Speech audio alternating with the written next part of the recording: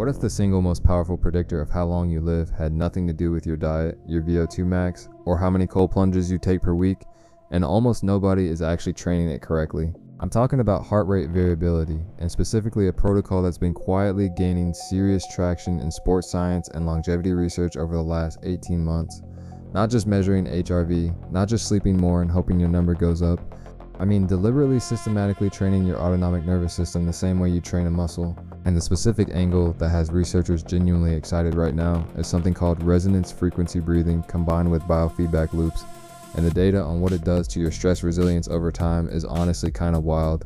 So let's get into it. By the end of this video, you're going to understand what resonance frequency actually is, why most people using HRV apps are missing the point entirely, how a specific 6-week protocol can literally rewire your vagal tone, what the latest research says about stress resilience outcomes, and how to build this into your daily routine without it taking over your life. First, let's talk about what HRV actually measures because there's a lot of confusion here. Heart rate variability is not about your heart beating faster or slower. It's about the variation in time between each individual heartbeat. A high HRV doesn't mean an irregular heart. It means your autonomic nervous system is flexible, responsive, and capable of shifting between sympathetic and parasympathetic states quickly and efficiently. Think of it like shock absorbers on a car. The better your HRV, the smoother the ride when life throws stress at you. Low HRV, on the other hand, is associated with chronic stress, cardiovascular disease, burnout, and reduced cognitive performance. The reason this matters for biohacking is that HRV is one of the only real-time, non-invasive windows we have into the actual functional state of your nervous system on any given day. Here's where most people go wrong. They wake up, check their Oura Ring or their Garmin, see a low HRV score, feel vaguely stressed about being stressed, and then do nothing particularly strategic about it. Measurement without intervention is just data collection. What the research is pointing to right now is that the actual training modality, the thing that drives durable structural improvements in vagal tone, is breathing at your personal resonance frequency, which for most adults falls somewhere between 4.5 and 7 breaths per minute. At that specific pace, you create a phenomenon called baroreflex amplification, where your heart rate and blood pressure oscillations sync up and essentially amplify each other, creating a massive coherent signal that trains the baroreceptors in your carotid artery and aorta to become more sensitive over time. More sensitive baroreceptors mean a more responsive vagus nerve. More responsive vagus nerve means higher baseline HRV and measurably better stress resilience.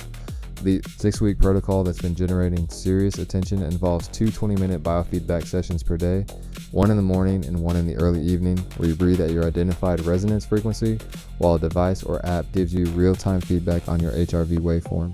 The key word there is biofeedback. It's not just slow breathing, it's slow breathing while watching your body's response and learning to deepen the coherent signal consciously.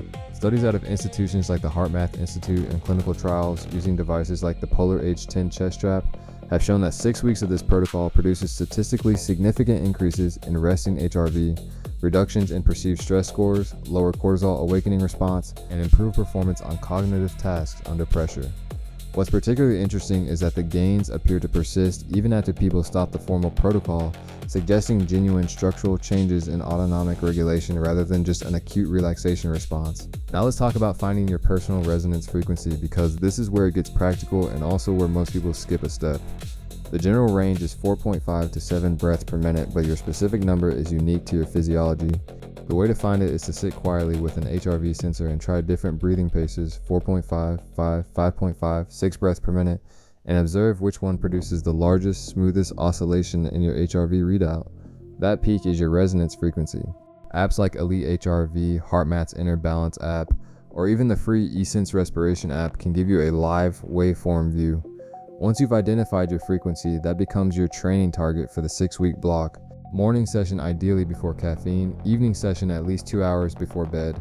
Consistency matters more than perfection. Missing a session isn't catastrophic, but doing it daily creates the cumulative adaptation that drives the autonomic remodeling. One more thing I want to flag because it completely changes how you think about this practice. The stress resilience benefit isn't just physiological. There's emergent evidence that people who train HRV this way develop what researchers are calling anticipatory regulation, meaning their nervous system starts preparing for stress before it fully hits, rather than reacting to it after the fact.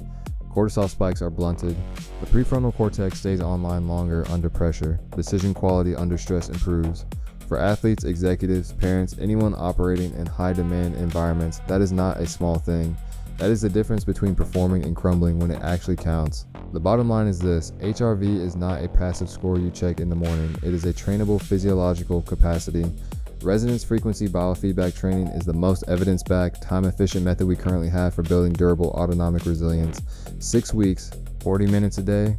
The data is there, the protocol is accessible. The only thing missing is people actually doing it consistently. If you want a full written breakdown of the exact protocol, the specific apps and devices I recommend, how to track your progress week by week, and what the latest clinical research actually says in plain language, I put all of that in this week's newsletter. Go to thevitalityscoop.com/newsletter and sign up. It's free. It comes out every Tuesday and it goes deeper than what I can cover in a video. Link is in the description. Go check it out and I'll see you in the next one.